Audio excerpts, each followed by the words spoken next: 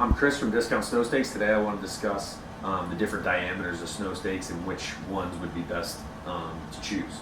First, we'll start with quarter-inch stakes.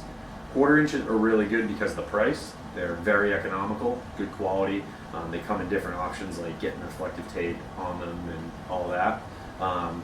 Some of the cons with them are they're a little bit too flexible, so they are a little bit tougher to install, and they tend not to last quite as long because it's a lot less fiberglass. They break a little bit easier than 5/16ths, which is the standard.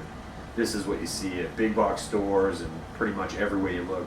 The 4-foot 5/16 snow stake is pretty much the standard. It offers probably the best balance between flexibility and rigidity.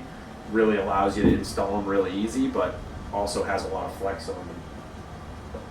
There's also 3/8. 3/8 are really durable and offer the best visibility because of the actual size. The downside is they're a little bit clunky, a little bit heavy, and also pretty expensive, but definitely a good stake.